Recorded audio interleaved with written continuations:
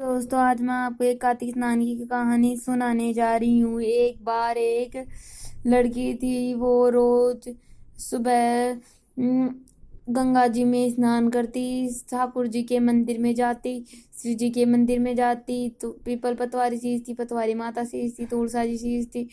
और वहां पर साफ सफाई करके जो भी कचरे में फूल पत्ते आते वो अपनी भाभी की गोदी में डाल देती। और वो देखती कि वो सब हीरे मोती बन जाते हैं। उसकी भाभी ने सोचा, पता नहीं ये इतना धन कहाँ से लेके आती है। कौन से कर्म करके लाती है, पाप करके या धर्म करके। उसने सोचा कि पता तो लगाना पड़ेगा। फिर उसने सोचा कि कैसे पता लगाए। पता लगाने की जरूरत भी क्या है, साफ दिखता है। इतना सारा धन मेहनत से तो आ नहीं सकता, इसलिए इसकी पाप की ही कमाई है। फिर उसने अपने पति से बोला कि आप बाईसा को जाके किसी जंगल में छोड़ के आ जाओ। उसने पूछा क्यों? क्योंकि ये हमारी बदनामी करवाएंगी, क्योंकि ये पता नहीं कहाँ से कौन से पाप करके ये पैसे लेके आती हैं, इतने सारे हीरे मोती। उसने बोला ठीक है। वो अगले अगले ही दिन चले गए और सुबह के 3 बज रहे थे। उस टाइम उसके भाई ने बोला कि लो बहन, हम खाना खा लेते हैं, हमको चलते चलते बहुत देर हो गई। फिर उसने बोला कि मैं अपना नियम करके खाना खाऊंगी। फिर उसके भाई ने बोला, यहाँ कौन सा नियम, यहाँ कौन सा कानून, ये तो वीरान जंगल है, इसमें तुम क्या करोगी? उसने बोला नहीं भाई, मैं अपना नियम पूरा करूंगी। उसने बोला ठीक है।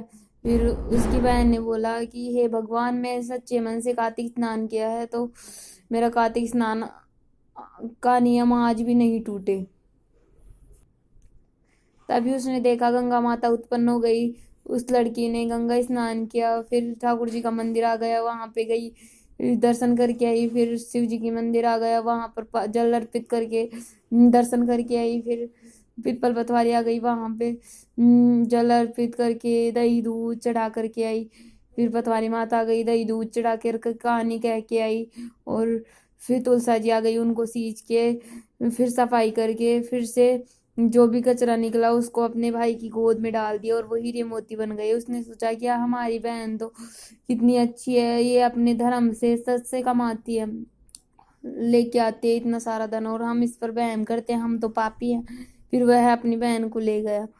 उसकी पत्नी ने पूछा कि बाईसा को क्यों लेके आ गए? उसने बोला तुम तो देखो एक बार कि ये कैसी कमा के लाती है इतने सारे पैसे। फिर उसने बोला ठीक है। पूरी रात नहीं सोई वो। तब वो जगी उसकी ननद, तो उसने देखा कि वो कार्तिक स्नान करने वाली नहाती हैं। वहां पर गंगा स्नान जगह पे चली गई और गंगा स्नान कर की, और फिर ठाकुर जी के मंदिर में गई, फिर शिव जी के मंदिर गई, फिर पीपल पतवारी माता और तुलसा जी की पूजा की। और फिर वहां की साफ सफाई करके जो भी कचरा था अपनी भाभी की गोदी में डाल दिया और वही हीरे मोती बन गई। उसने देखा कि ये तो अपने धर्म से पैसे कमाती है और लाती है, और हम इस पर गलत वहम कर रहे थे।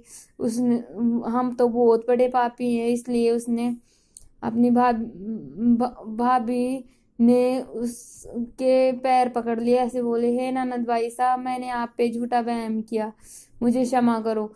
उसने बोला कि इतना पैसा देख के तो कोई भी वहम कर सकता है, कोई बात नहीं। फिर उसने बड़े होने पर उस अपनी ननद की शादी बड़ी धूमधाम से की। हे भगवान, जैसे उस भाभी को समझ दी वैसे सबको देना, और जैसे उसको बाद में टूटा उस लड़की को वैसे सबको टूटना। कहते को सुनते को कार्यवर्ते को।